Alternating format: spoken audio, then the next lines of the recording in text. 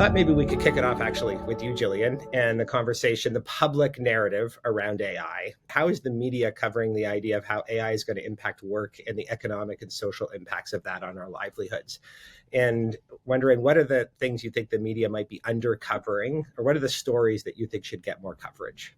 Well, I think the media is pretty negative on AI at the moment. A cynic might say that's because they know that their own jobs are threatened. And one of the really striking things about the AI revolution is that it's threatening white collar jobs, not just blue collar jobs. And so it was very easy for pundits who were working at financial newspapers to say, actually, productivity increases are good, which is code for let's have less blue collar workers if we have automation.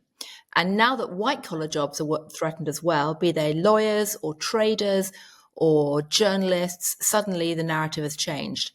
So I think there's a real concern about AI. From time to time, there is now recognition about the extraordinary things that AI can do in relation to life sciences and other research capabilities. But for the most part, it's pretty negative. Well, Gillian's exactly right about the, kind of general media response. And, I think that the kinds of things that aren't covered is that, one, look, whatever you're wishing, AI is here. If you haven't actually, in fact, already personally found significant use cases that would help you in your own work and in your own life, that means you're not trying hard enough. And there's a general reflex to wait to when it stabilizes. Like, well, when they release the new iPhone, I'll check this out. And it's like, no, it's actually improving on a order of magnitude of months. And so you actually have to be, kind of going with it. And so what I think that it is scary. It is changes to white collar work. It is the case that businesses start when they encounter something new with how do we cut costs. So, could we take our marketing department and could we take it from 10 people to 2 people? Can we do this with less journalists? Hence the point that Gillian was, gesturing at. But the actual thing is that it'll actually change workflows and change everything else. And that as individuals, you can already begin to see what that is. And so we're telling the positive story, namely, how do you get into it? What should you be doing? What should you be experimenting with? 2, what are the ways that we are essentially experimenting with to expand our capabilities as individuals and as offices, because those capabilities are really there. Like, for example, one of the things that I regularly use deep research for is as a research assistant on a wide variety of topics. When I'm trying to actually, I can now think much more broad and synthetically about a number of different kinds of areas, relating them to what I'm doing. And I have an immediate research assistant. Now, you say, should I get rid of the research assistant I have? No, actually, what I'll do is I'll generate something and send it off to the research assistant saying, hey, could you track down this, and this about this, and maybe use, deep research to follow up on these things and so forth, as an iteration and as a thing to do. And I think that's the kind of thing about that kind of positive story that's really important. And the other thing that Gillian was gesturing at is that the negative story that we have kind of wrapped ourselves in the West is actually ultimately, damaging to us. It isn't to say that don't pay attention to the risks. It isn't to say don't pay attention to the issues. But the question is AI's coming. It's like we're in a river. It's going down. You can say, I don't like this river. I'm going to throw my oar up and I'm going to yell. You're like, okay, that's a really good way of navigating a river, right? So it's like, okay, so how do I start steering? What do I learn? What's going on in terms of the currents and that kind of thing? And that's the kind of thing that we need to be doing as individuals, as industries, and as societies, and obviously, of course, for our audience, as companies. I strongly agree. And in fact, one thing I'd say is that the reason we call it artificial intelligence is because the person on the wall behind me, and I'm sitting in King's College in Cambridge, which is where Alan Turing was based. And that's actually his portrait up on the wall behind me. And literally about 100 yards away from me is where he used to live and did much of his work.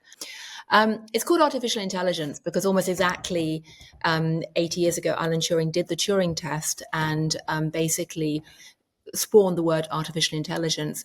But I often wonder how differently it would feel if we called it instead augmented intelligence or accelerated intelligence, because the way I see it is that it's not so much about replacement all the time, although sometimes it is, let's be honest.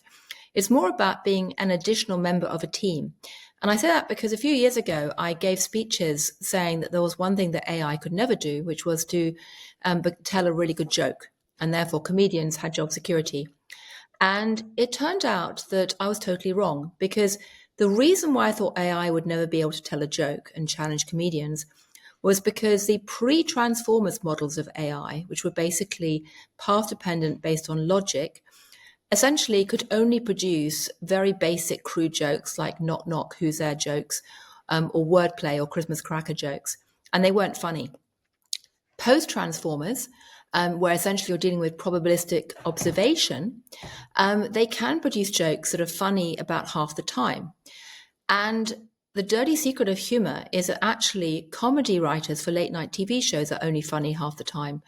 And the reason they know that is because those jokes are written not by individuals, but teams who chuck jokes into the mix and they bat them around and they finally produce a late night television comedy. And adding an AI agent into that mix doesn't necessarily replace the humans. It simply adds to the jokes that are basically swirling around and gives more checks and balances.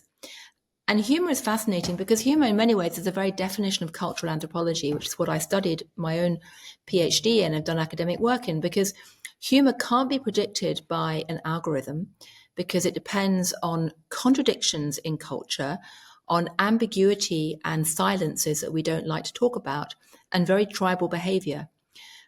So the fact that AI can now master even that, but can do that by being part of a team, is really important as a parable for what we might see emerge in many professions. Yeah, let me double click on that, Reid, because you've talked about having teams, individuals having assistants, teams having assistants. I'd love to hear you expand on that vision for what work might look like. So let me start with just a couple of near certainties to predict in the near future. And near future is like small n number of years or medium n months, which is one, there won't be such a thing as an individual contributor anymore, because essentially every person who's doing this will have a small to a large team of agents facilitating what they're doing, and they will be managing that process with those agents. That's one thing. So it's kind of like almost like the managerial skills, like the kind of managerial skills you might exhibit today when you're using a deep research agent or other bots in order to do stuff. That's going to get deepened. And another one, this one actually is a prediction I made in the MIT Tech Review a number of years ago, is every single meeting that we do, we will actually have an AI agent, not just for transcription and notes, all of which is happening now, but where that AI agent would be going, oh, Gillian and Reid are talking about this. Do you realize also you should talk about Alan Turing in the following question, or you should refer to the following thing about the Turing papers in the King's Library? And so, that kind of participation for information, for follow-ups, for questions, will then become like, it's almost like, wait, can we have this meeting? We don't have the AI agent turned on yet. We're going to be so much less effective if the AI agent isn't here in the things we're doing. And, part of this amazing transformation that we're about to go into, this is like only a few years into the future. And, in fact, when you're doing white collar work, if you're not using AI tools, you'll be undertooled. It'll be kind of like saying, I'm a carpenter, but I use rocks, not hammers. Or, it's kind of going to be a standard part of what is professional competence, and then that will spread through the entire team. So I think the kind of this massive capability change is coming so fast that you need to get engaged, and you can't say, we're going to set these 3 people to go off and study it and come back in 6 to 12 months and tell us about it. I think that's too slow. So I think what you want to do is, what are the ways you can experiment quickly? So, simple things that you can do that I've, done with, organizations that I'm on the board of and others, to say, well, make sure that there's kind of like a weekly, bi-weekly, fortnightly review of where everyone says, here's what I've tried, here's what I've learned, here's the things that I'm doing, right? And then you can also similarly go, and here's some of the things that we should be doing, as a group. For example, when I'm working with my groups, one of the things I do is I take a transcript of the meeting and I feed it in with some relatively standard prompts in AI that says, is there anything that we missed?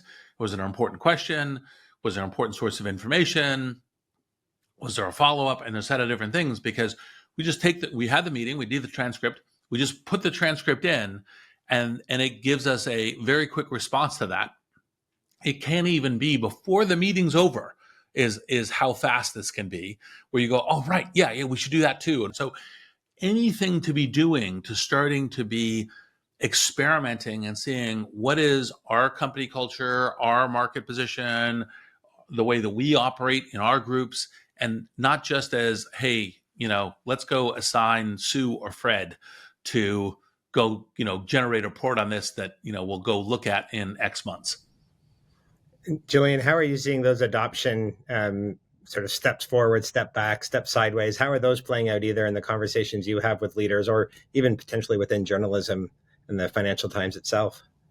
Well, I have several different hats in that I am both overseeing this college in King's College in Cambridge, where academia is potentially being very challenged by AI in many ways.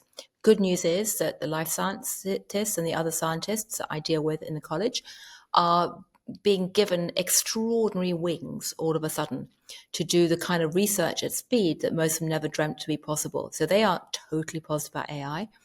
Many people in the humanities are pretty negative about AI because they can see that it's basically either going to undercut their role as teachers, or in their view, eyes make a whole generation of students pretty stupid because they're cheating with AI and not using their brains. I mean, as it happens, Cambridge and Oxford are probably the most chat GPT resistant types of education in the world because they rely so heavily on small face-to-face interactions and what we call tutorials with supervisions, where they have to write essays and then talk about them for an hour or two. And that is AI resistance in many ways, or rather AI enabled, because you can use AI to research your paper and then you're forced to discuss it as a human being using what you've seen from AI. So I actually expect that going forward, we may well see more spoken exams, more teaching patterns of the form that we have in Oxford and Cambridge.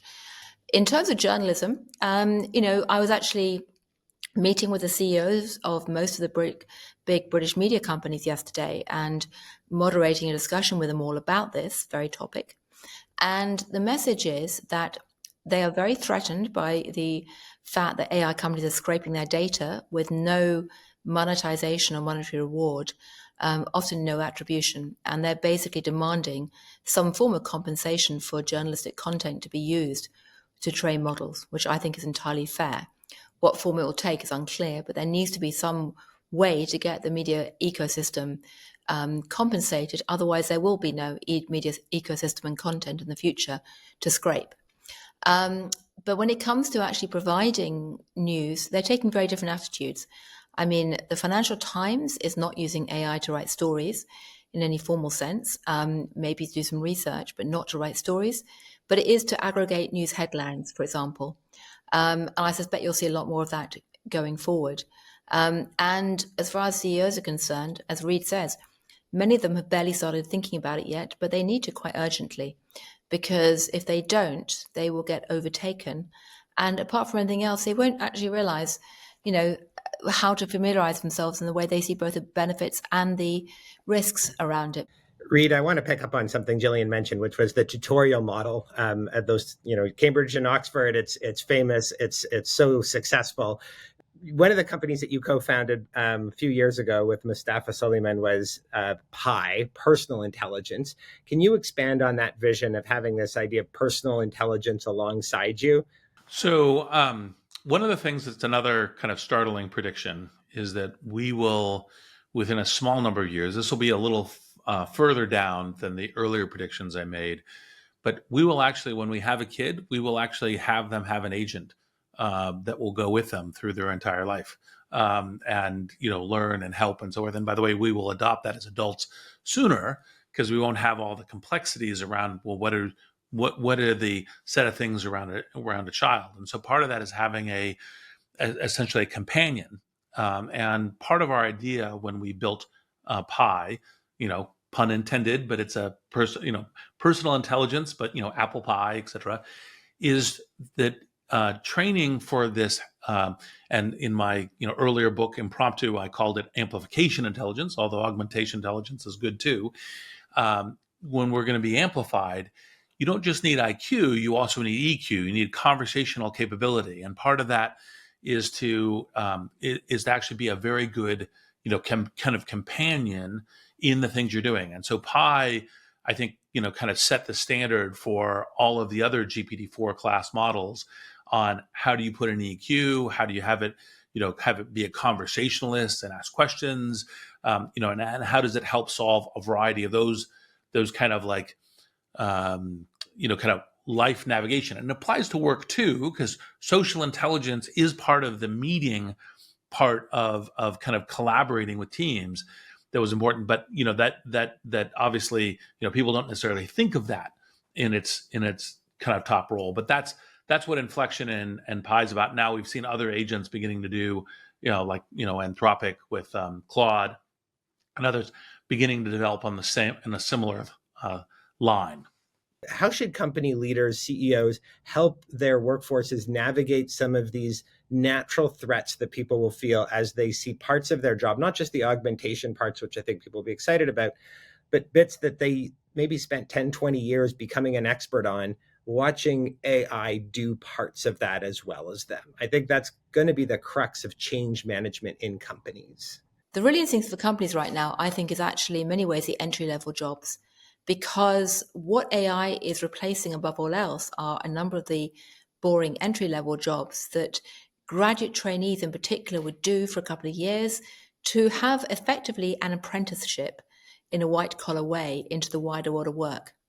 And by that I mean, sort of early career engineers, early career lawyers, paralegals, or in the case of journalists, your classic grad trainee journalist. And when I was running, bits of the FT, I used to make all the new entrants do really dumb, boring stuff like write the markets column, which frankly could have been done by, automation 20 years ago. But we still had people doing that often because it was a really good training ground for learning how to handle data information. So one of the questions is going to be, how are we going to train the next generation into apprenticeships and entry-level jobs?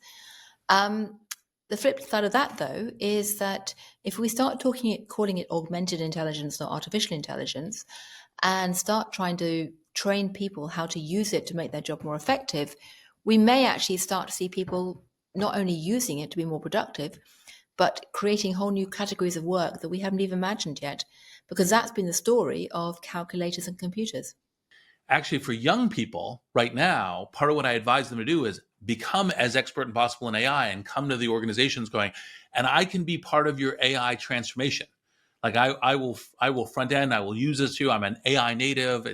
I'm part of generation AI and doing that. I actually think that's part of how the transformation is going to happen. And by the way, when you get to, well, how are we doing apprenticeship and so forth?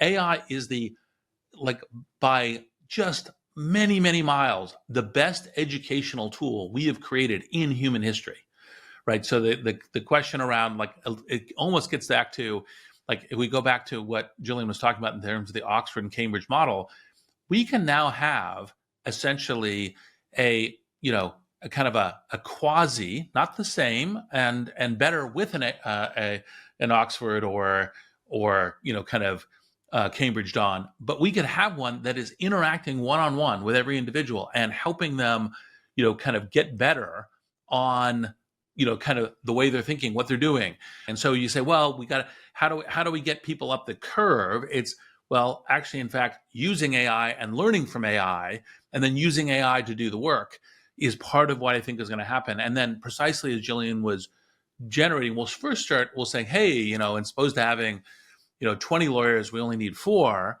But then we're going to figure out other new things that we need to be doing or can be doing that are really good for how we do business, risk mitigation, analysis, contract, et cetera. And then the work will expand in different ways, just as it has, in every adoption of technology. While there's concerns and things to navigate, the human amplification is like just simply amazing. We have line of sight to a medical assistant on every smartphone running at under, $5 per hour that is there 24/7 for everyone who has access to kind of a smartphone. We have a legal assistant, a tutor, etc. All of these things are part of that kind of amplification. And, how do we get there? Like, I'll end with a kind of one of the ways that I think white collar work will be changing, which is we already have coding co-pilots that essentially people with engineering mindsets are using. I think every white collar job will have a coding co-pilot assistant that part of how you're doing journalism, teaching, evaluation, analysis, accounting will be actually, in fact, having an AI assistant that's doing coding with you in order to be accomplishing those missions. For me, the key question we're faced is that we know that, like any innovation can either unleash our demons or the angels of our better nature. That applies to electricity, it applies to guns, it applies to nuclear power, it applies to anything that we've created. And if we look at social media, the reality is it unleashed our demons for the most part. They overwhelmed our angels of our better nature. I do think that agentic AI does have ways to potentially unleash our angels. And the question really is how. And I would argue, simply to be totally biased, that mixing artificial intelligence or accelerated intelligence with anthropology intelligence, i.e. a sense of our own humanity, the other AI, is one way to go. I think that's a terrific ending, a terrific inspiration. The mission of our time is to ensure that we steer AI's adoption by humanity to unleash our better angels. What a terrific conversation. Reid, Gillian, thank you both so much for making the time to join us. We really appreciate it.